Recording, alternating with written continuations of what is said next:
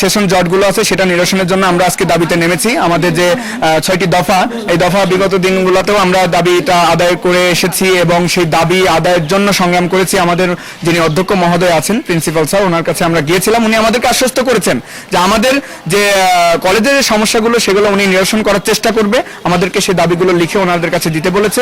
কিন্তু যেটা মূল দেখা যায়, যখন আমরা বোর্ড পরীক্ষাতে বাইরে যাই তখন কিন্তু আমাদেরকে বিভিন্ন মানে অকটুক্তিমূলক কথার সম্মুখীন হতে হয়, যে লাঞ্ছনার সম্মুখীন হতে হয়। তারা বলে যে এরা ডিগ্রি, এরা পরীক্ষা দিতে এসেছে, এমনকি আমাদের উপরে কিন্তু মানে অত্যাচার, শারীরিক অত্যাচার পর্যন্ত করা হয়েছে। এই নিরসন থেকে আমরা একেবারে পুরোপুরিভাবে একটা মুক্তি চাই, একটা সমাধান চাই। যে ডিগ্রি নামক এই অভিশাপ, এটা কবে দূর হবে বাংলাদেশ থেকে? এটা নাকি বৈষম্যের বাংলাদেশ না, এখানে কোনো বৈষম্যের ঠাঁই নেই। তাহলে কেন আজকে ডিগ্রি অনার্সের বৈষম্য করা হয়? আজকে অনার্সরা কেন আমাদেরকে মূল্যায়ন করতে চায় না? কেন একটা মেয়ের পার্সোনাল লাইফ থাকতে পারে, একটা ছেলের পার্সোনাল লাইফ থাকতে পারে। সে লেখাপড়া যখন ক্লাস কক্ষে যাবে, শিক্ষক তাকে বলে যে ডিগ্রির কোনো মেয়েদের কোনো সময় উন্নতি হবে না, কোনো ছেলের কখনো উন্নতি হবে না। এই সমস্ত কটূক্তিমূলক কথা বয়কট করতে হবে। প্রত্যেকটা শিক্ষককে আমরা স্নেহ, আমরা ভালোবাসি, আমরা সম্মান করি, আমরা অভিভাবকের জায়গায় রেখে তাদেরকে সেই কথাগুলো বলতেছি। তার জন্য আমাদেরকে এই সমস্ত অকটূক্তিমূলক কথা থেকে আমাদেরকে মুক্তি দেয়।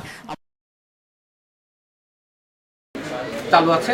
আমরা অনার্স যেমন 4 বছর পরীক্ষার পরেই তারা চাকরির জন্য আবেদন করতে পারে, আমরা চাচ্ছি আমরা মাস্টার্স পিলি পাস করার সাথে সাথে আমরা যেন চাকরি প্রার্থী এবং যোগ্য হিসেবে আমরা আবেদন করতে পারি, এটা জানাচ্ছি। এবং আমাদের ডিগ্রির কোনো বিভাগীয় প্রধান নাই,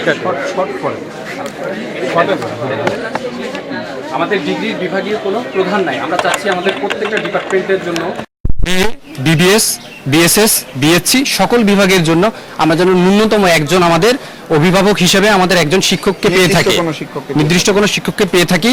তাহলে আমরা আমাদের সমস্যাগুলো আমাদের কাছ থেকে সমাধান করার জন্য পরামর্শ পেতে পারি। ধন্যবাদ।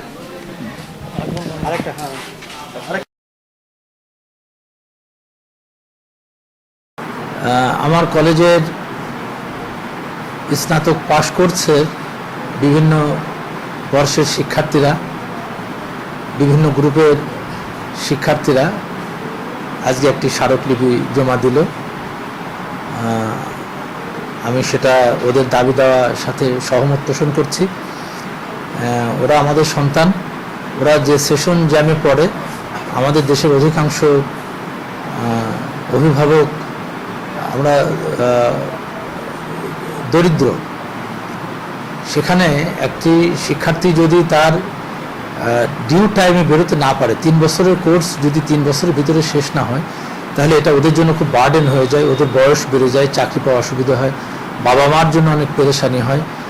সবচেয়ে বড় কথা যে এখানে অনেক দূর দূরান্তের ছেলেমেয়েরা পড়ে, এখানে আবাসন সংকটও অনেক হয়, যার ফলে এই বিষয়টি নিয়ে আমি জাতীয় বিশ্ববিদ্যালয়ের সাথে যোগাযোগের প্রতিশ্রুতি দিচ্ছি এবং ওরা আজকে আমাকে যেটা জমা দিল, আজকে আমি এটা মেল করে জাতীয় বিশ্ববিদ্যালয়ে পাঠিয়ে দেবো।